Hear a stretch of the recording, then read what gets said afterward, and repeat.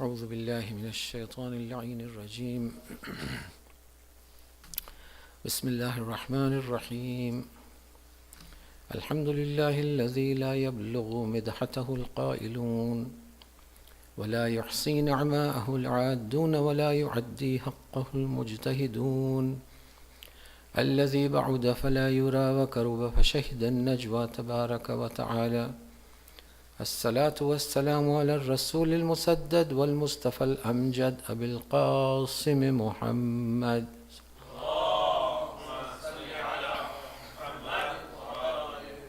وبآله الطيبين الطاهرين المعصومين المظلومين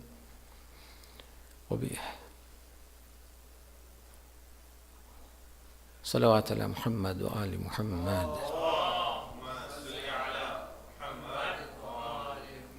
قال الله تعالى في كتابه الحكيم وهو أصدق القائلين بسم الله الرحمن الرحيم إنما يريد الله ليذهب عنكم الرجس أهل البيت ويطهركم تطهيرا.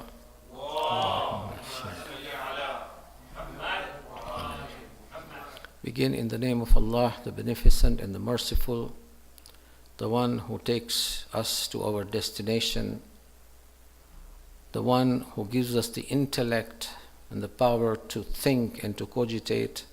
On that note, I say Assalamu alaikum jami'an wa rahmatullahi wa barakatuh. This ayah that I have recited is a very famous ayah. Everyone knows this ayah. This is from Surah Al-Ahzab. إنما يريد الله ليذهب عنكم الرجس أهل البيت ويطهركم تطهيرا. اللهم صل على محمد. To the lovers of Ahlul Bayt, Aayame Fatimiyya, they signal the grief and that sorrow that is connected with the martyrdom of the Lady of Light, the Lady of Noor, Sayyida Fatima Zahra Salamullahi alayha. Allahumma salli ala Muhammadin wa ala Muhammad. And for these 3 nights we shall be discussing her, of course, her position as far as Islam is concerned, and in the light of her status, what is our position, or what is the position of our women, or the status of women in Islam. In Hadith Qissa, to begin with, it is our attention is drawn to a unique aspect of conversation taking place when this ayah was revealed. Of course, after that, when the Hadith Qissa transpired, when the event of Qissa transpired, a unique conversation was taking place between Jibreel and Allah subhanahu wa ta'ala. When Jibreel inquired from Allah, of course, he knew. But this is for us to know that when he inquired from Allah subhanahu wa ta'ala, وَمَنْ تَحْتَ الْكِسَى, who are beneath this blanket? Who are beneath this kisa? Who are the personalities? And Allah could have replied, as a human thinking goes, that Allah should have replied that, O Jibreel, it is the Prophet, he has spread the kisa, he has spread this blanket, and therefore under the blanket is himself, the Prophet, and Ali ibn Abi Talib, and Fatima Zahra, and her children Hassan and Hussein are there. This could have been one of the aspects of the reply that Allah subhanahu wa ta'ala could have given to Jibreel. But instead of this reply, you will find this in every narration, whether a Muslim books or our own books, that whatever Hadith Qissa has reached the Muslims, wherever, in whichever books this has been narrated, the event of Qissa, that when Jibreel asked, وَمَنْ تَحْتَ الْكِسَى, قال Allah subhanahu wa ta'ala, the reply comes, and Allah in response says, Hum Fatima, wa abuha, wa ba'luha, wa banuha. Salawat ala Muhammad wa ala Muhammad.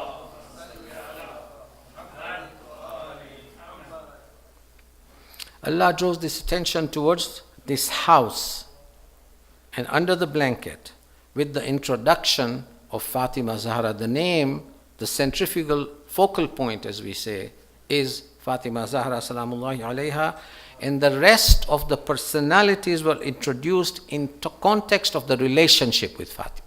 The names were not taken. But the name that was taken, the axis around which the wheel revolves, is Fatima Zahra Salamullahi alayha. This is the status of Fatima in the eyes of Allah subhanahu wa ta'ala.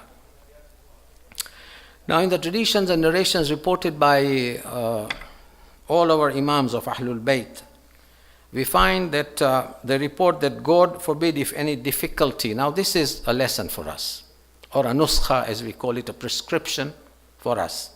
That if any difficulty or problem befalls us, or the followers of Ahlul Bayt, the smallest possible difficulty that has been defined by scholars in the books is that anyone in a new, maybe I'm a tourist somewhere and I lose my way.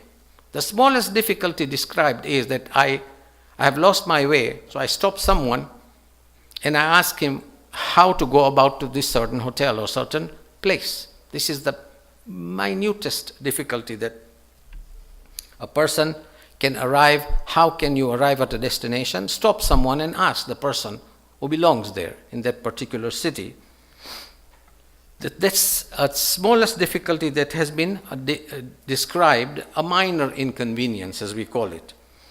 And the scholars say that even when you encounter such a minor inconvenience, that loss of direction, immediately say, Allahumma inni as'aluka ya Allah, I'm asking you in the name of bihaqqi Fatima, wa abiha, wa ba'liha, wa baniha, in the name of Fatima, her father, her husband, and her children. And the scholars have said you will notice that the assistance and help will be granted immediately by an unseen hand that guides the destiny.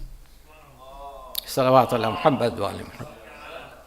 In other words, in the eyes of Allah subhanahu wa ta'ala, such is the status, such high status Allah holds, respect. Allah holds that respect and honor that Bibi Fatima enjoys in the eyes of Allah subhanahu wa ta'ala, that a dua in her name immediately gets the honor of acceptance. Now, let me put it this way. As we are commemorating her martyrdom, I'll be very open, that the basis and judgment of our iman, the yardstick of measurement of our faith, is Fatima Zahra Salamullahi alayha. Why? She is the yardstick and the measurement by which our faith and our iman is judged and it is determined. Whosoever, and I'm saying this very openly, whosoever has got a tiny drop of respect or love towards the enemies of Fatima is not a Shia. Very blatantly. Any tiny drop of love or respect towards the enemies of Fatima is not a Shia. That person is a hypocrite and a munafiq. Having love for the friends of Fatima and hatred for her enemies makes us a true Shia and a true lover of Ahlul Bayt. This is exactly what we teach our children in madrasa when we say tawalla and when we say tabarra. She is that the Prophet himself announced that Fatima bad'atum minni. Fatima is the apple of my eyes. She is a part of my heart, my flesh and blood. She is a part of my heart and body. وَمَنْ آزَاهَا, whoever hurts her, whoever tyrannizes her, فَقَدْ آزَانِ, he hurts me and tyrannizes me. Whomsoever hurts her, hurts me. وَمَنْ آذَانِ فَقَدْ آذَى اللَّهِ. That whoever hurts me has taken up himself the wrath of Allah subhanahu wa ta'ala. Clear cut hadith. Hurts Allah. Now look at history. Let us look at history very cursorily and tell us that after the death of the Prophet of Islam, there were those companions, Sahabas of the Prophet, for whom Fatima blatantly commanded that they should neither be allowed to attend her funeral prayers nor to take part or accompany in the burial of her funeral. Those, they call them the Muslims, those whom they respect and honor, those companions that we are talking about. And when they came to visit her, now this is in Bukhari and Muslim, I'm not just talking in the air, it is there in Bukhari and Muslim. The references are all, go on Google and you'll find it. It's very easy. And when they came to visit her, when she fell terribly sick, when she was very ill, after what they had done to her, after they had wronged her, after they had tyrannized her, they came to, with the pretext of visiting her, she scornfully turned her face away from them. Scornfully, I say, turned her face away from them and refused to talk to them. She refused to talk to them until she breathed her last. Now, we are asking only one question, that from whom Fatima, those great companions of the Muslims, Fatima turned her face away and refused to allow them to take part in her funeral prayers or her burial. And today, if the Muslim world tries to lure us into compromising our faith for respecting or loving those people, can they please tell us whether did Fatima ever forgive them or not before she died?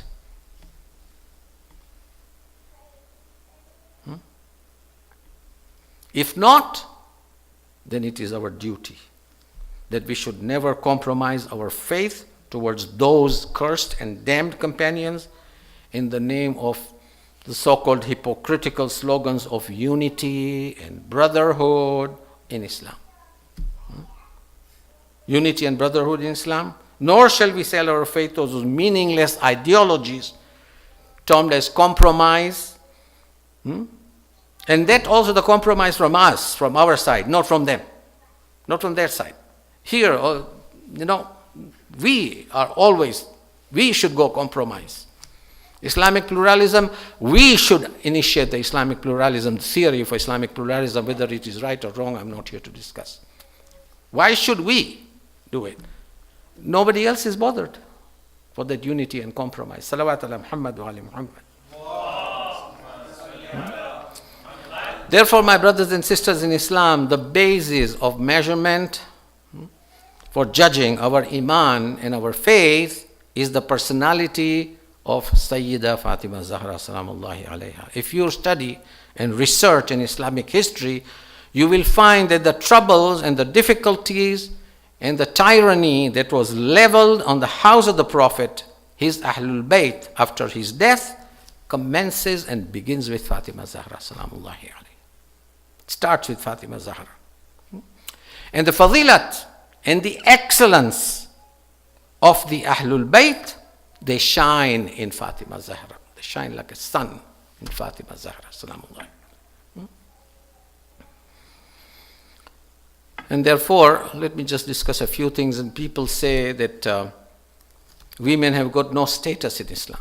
Today, the society that is outside Islam tells us that women have got no status in Islam. On the contrary, I say that there is no apologetic attitude towards the status, rights, and respect and honor that women enjoy in Islam, my brothers and sisters.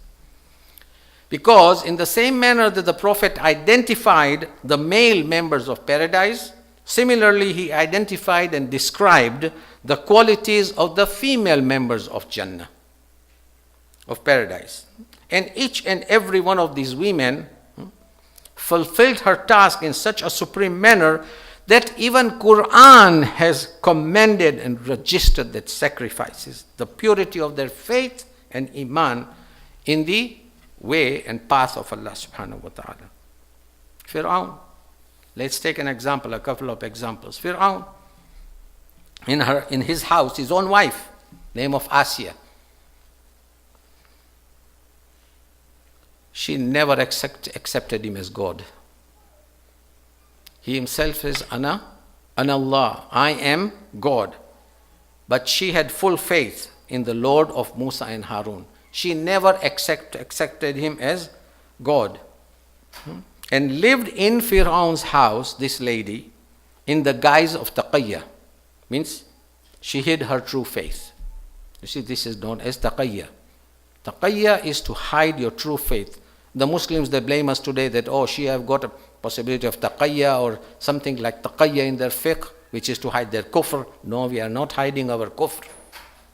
Taqiyya is extreme and extraneous circumstances is a possibility. Taqiyya is to hide your faith in order to save one's life. Unfortunately, once the mashata in Arabic means a beautician who was for the queen. There was a lady who used to come and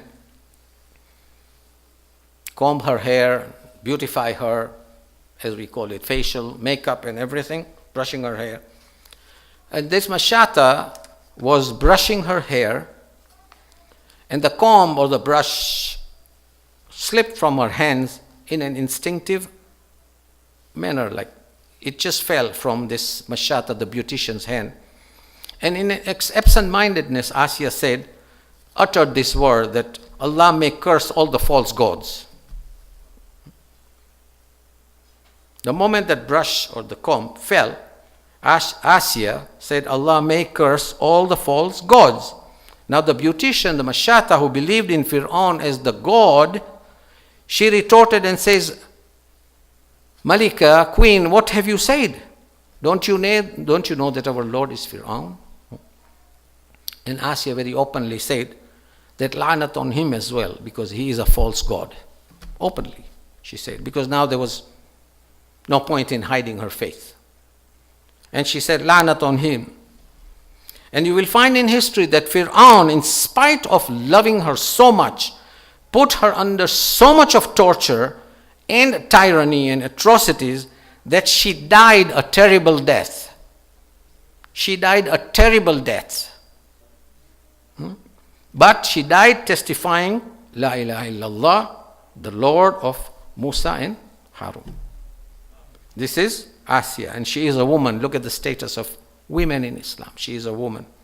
And Quran, as various places, bears testimony with the regard to those women who have selflessly been steadfast in their iman and faith, taqwa and piety. And second example to conclude my lecture is, another woman is, in Quran Majid, is Maryam. Whole Surah Maryam is there. Surah Maryam. Even Bible does not do the justice to this lady the way Quran has upheld her sacrifices and her faith and piety, her chastity. And Allah commanded her, Allah commands her in Quran. Maryam, what's happened?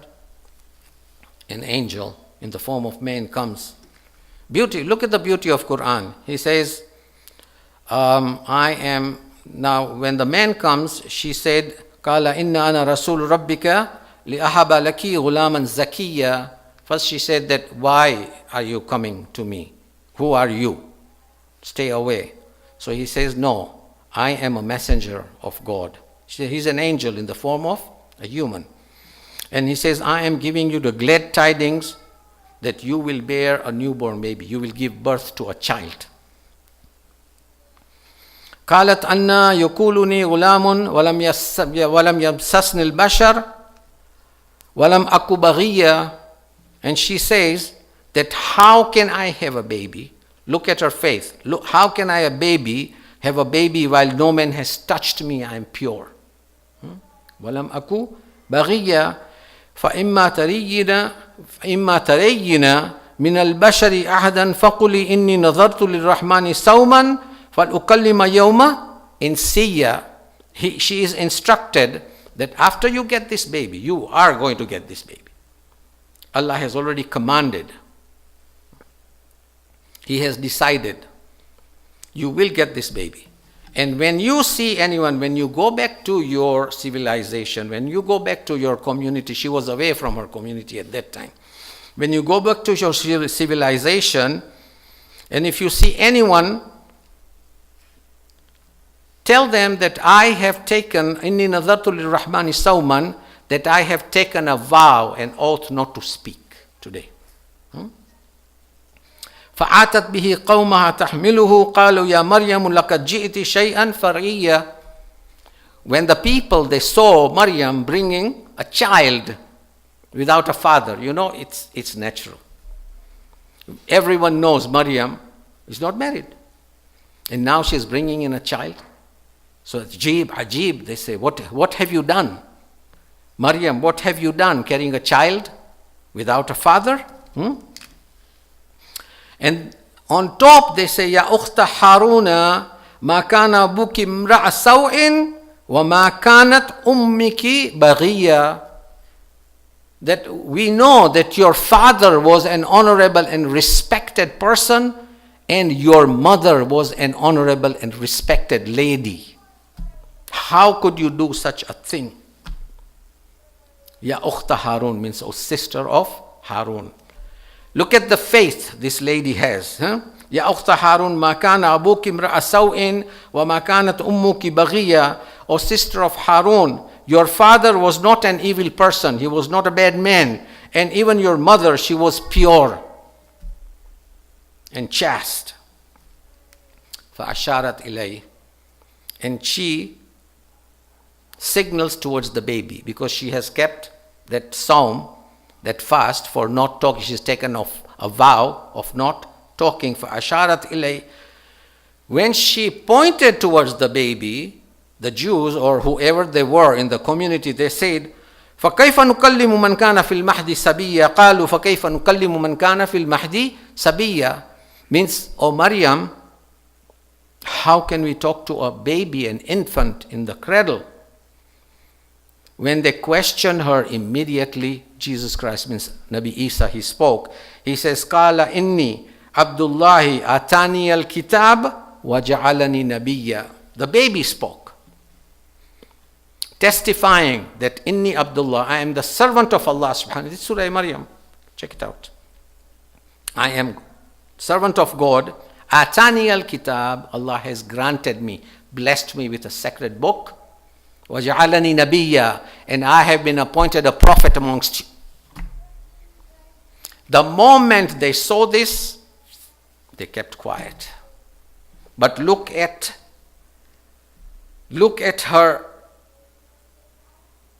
her piety, look at her faith, that I am indeed chaste.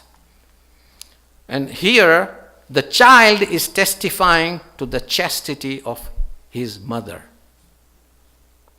That this is a miraculous birth. No one has touched her, and baby spoke, demonstrating her faith and pureness of her character, knowing that her savior and protector to be none other than Allah subhanahu wa ta'ala. This is another lady in the Quran. This is the status of ladies in Quran. Now today the world has the audacity to pinpoint us and tell us that Islam regards women as second-graded creation, that women in Islam are left illiterate and uneducated.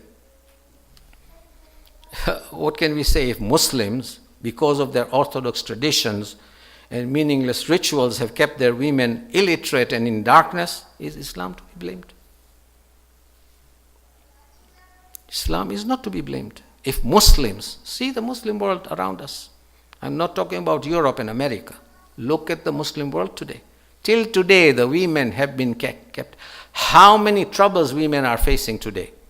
The worst of the troubles that I can think of today is that honor killing. Honor killing today in the Muslim society is still prevalent. Look at Pakistan, look at Palestine, look at Jordan. That honor killing, that kasumba, as we say in Swahili, has not gone out of their mind. That negative thinking about honor killing of a woman. Now, is Islam to be blamed for that?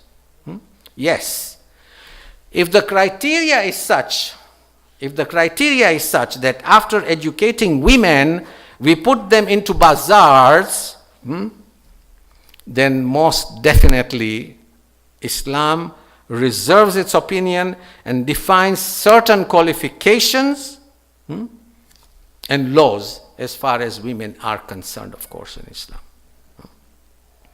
But nobody has stopped the intellectual flight of a woman in Islam. Salawat ala Muhammad wa ali Muhammad. Now the problem is, you see, the confusion lies that when the scholars, the learned scholars, the elders of the community, those intellectuals in the community, when they define these laws, that how much a woman should step, what are the hudud, means the boundaries, that a woman in Islam should not overstep those boundaries, immediately these scholars and these intellectuals are branded as medieval and orthodox, and they are told, you cannot change, Maulvi Sahib, you cannot change, you do not want to change. They are branded as orthodox and do not want to change. Now you see, the problem is, what is the difference? The difference is that we as Muslims, the truth is with us. I've said this before. We as Muslims, the truth is with us, and that is Islam. But we sleep with the truth. This Muslim society today, the whole of the Muslim community, the truth is with us. But we sleep with the truth, while the Western world lives actively in error. Mark my words today. Ponder over these words tonight, my brothers and sisters.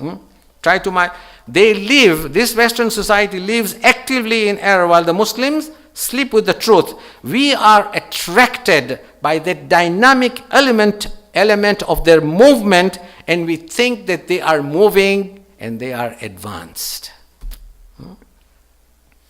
And I've said something which is so deep that it will take us, if you ponder over it, it takes you hours and hours to ponder what I have just said. That this Western society is living actively in error, and we have been misled by this movement and activity which is in error, as in contrast, fault is ours. It's in contrast with our sleeping and slumber on the truth. For us Muslims, no activity whatsoever, and we took it for granted. You see, we took it for granted that they are advanced and we are backwards. They are progressive and we are decaying and decadent. You see, this is another negative thought in the Muslim community. Some time ago, a few years ago, I was in England, and I picked up one of those newspapers. It was not about England only, it was about the whole of Europe and North America. I picked up a newspaper, and it was there, the situation of the Western society, or the situation of the Western world is such that every fourth birth in Western society, I'm not talking about our society, every fourth birth in the Western society is waladu zina. Allahu Akbar. I am not talking about the Muslim society. May Allah save us and protect us from this type of deviousness. Every fourth birth, it may be more. That was many years ago that I read that. Every fourth birth is illegitimate, haram, waladul haram in the Western society. And we as Muslims want to ape and emulate that society? We want to ape and emulate their society and follow in their footsteps so that we can be known as advanced? Do we? No. Baba, the birth of a child. Look at the children of Fatima Zahra. They are our role models. The birth of a child, the legitimacy of birth, the tahara, the pureness of the progeny, isn't it a matter of honor and respect for the family or not? And the most respectable and honorable figure, which I said the axis around which revolves everything else, is the mother.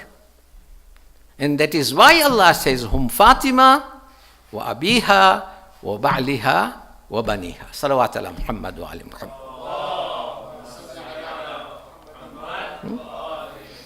We only wish that Muslim women should understand how much of sharafat, how much of respect and how much of honor has been awarded to them in Islam. Even when this verse, the 33 was revealed, in Hadith Kisa, that is why Jibreel asked, Ya Allah, man tahta al-Kisa, and Allah says, Fatima wa abuha wa ba'liha wa banuha. You said the centrifugal, the focal point, centrifugal force is Fatima, Zahra. The honor was awarded to the lady. That is the most centrifugal point in any family. You see, the focal point is the mother, the lady of the house. To Bibi Fatima is the center figure, even by Allah subhanahu wa ta'ala. If we follow in that footstep, we know that the focal point in our family is the mother at the center figure. And everyone else is in relation to the lady. Husband and children. No other religion, and mark my words, no other religion today bestows or upholds such respect and honor to a woman as Islam does, my brothers and sisters. And yet, apart from that, Muslim women are constantly being bulldozed and being brainwashed by negative portrayal pertaining to their status in Islam, in the Muslim society. Therefore, Allama Iqbal says about Bibi Fatima Zahra, to end this now and coming to Masahib for a few minutes. He says in Farsi, Un adab parwarda e sabro riza Asiya gardono lab Qur'an sara. This is Fatima. He is describing, he is not a Shia. Allama Iqbal was not a Shia. But look at what he says about Bibi Fatima. He says, Un adab parwarda e sabro riza Asiya gardono lab Qur'an sara. This is Fatima. She grew up in an environment, atmosphere of patience and will of Allah subhanahu wa ta'ala. Adab parwarda e sabro. Submission to the will of Allah. That's how Fatima was brought up, in an environment of patience and the will of Allah subhanahu. On one side, how she performs all the household chores. Simultaneously, Quran is being recited, as well as she is tending to her husband, bringing up the children, and ibadat, worship, is being performed as well. This is how describes Ashkaha parchid Jibril Amin wa hamchu shabnam rikh bar arshe bari. Means what? That Fatima, during the night on her musalla, she weeps in fear of Allah subhanahu wa ta'ala. She weeps. Ashkaha parchid Jibril Amin wa hamchu shabnam rikh bar arshe bari. And those tears that flow out of her eyes are collected by Jibreel and paraded in paradise. This is how he describes Bibi Fatima Zahra. Her tears collected by Jibreel and paraded in front of, rolled in front of the angels in paradise. And then he says that if it was not for the law of Allah subhanahu wa ta'ala, if it was not for the Sharia and command of Allah subhanahu wa ta'ala and the Prophet, warna garde turbatash gardidame sajdaha bar khake u pashidame. If it wasn't for Allah's command and Sharia and His command and the Prophet, I would have, he says, circumambulated. Means I would have made tawaf of the grave of Fatima Zahra and made sajda on her grave. These are his last couplets, Fatima Zahra. And I would have prostrated, put my forehead on the sacred grave of Fatima Zahra. And here she is. What does she say after the death of her Prophet? That Ya Abata, subbat alayya masa'ib law annaha subbat alal ayyam sirna layaliya. That, O Father, the tyranny and the torture that was given by your ummah to me, if this tyranny and torture would have been levied on day, this bright day would have turned into night. That's how they disrespected her. That is how they disrespected. The Holy Prophet informed Salman that whoever befriends Fatima will be with me in paradise. Now, I am quoting from a Sunni book. The name is Farid al-Simtain, book 2, page number 67. And clearly it is written that, Ya Salman, whoever befriends Fatima will be with me in paradise. The enemy of Fatima will incur eternal damnation. Farid al-Simtain. Salman, affection for Fatima will rescue a person from 100 stations.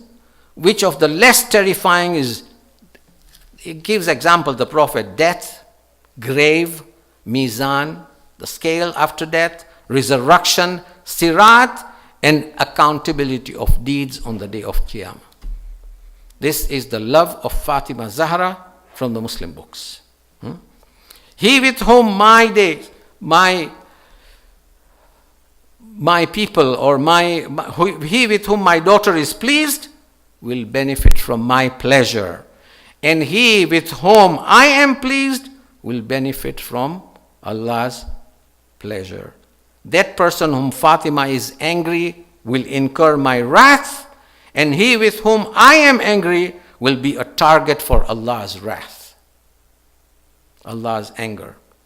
And most deplorable is the one who tyrannizes and tortures Fatima, or her husband Ali ibn Abi Talib, or her children Hassan and Hussein. During the Khilafat, and this is Masaib, but at the same time it's a part of history. Biharul Anwar and many of our books have quoted this. During his Khilafat, the second Khilafah, Umar, he writes letter to Muawiyah, his governor in Syria, describing what he did to Fatima Zahra. He says, Ya Muawiyah, Risalat Umar ila Muawiyah, yasfa ma fa'ala biz-Zahra. This is what he writes. That, O Muawiyah, I am writing to you that how I dealt with Fatima Zahra. Min kitab min Umar ila Muawiyah, yasfa ma jara fil hujum ala dar. He's talking about that door that was burnt. Umar says that I came to Ali's house to bring him out. Why? So that he has to pay allegiance to Abu Bakr. Fidda, the servant, came to the door, and I told her, tell Ali to come out and pay allegiance and loyalty to Abu Bakr. All Muslims are unanimous, have agreed on him to be the Khalifa. And Fidda said, Umar, Amir al-Mu'minin is occupied now. Please go away. So he says, never mind. Tell him to come out. Or else we'll break in by force. We'll bring him out by force. This is his writing to his own governor. It's a letter. To come out. In that conversation that transpired and the voices that were raised, Fatima alayha salam comes to the door and tells him, you misguided liar.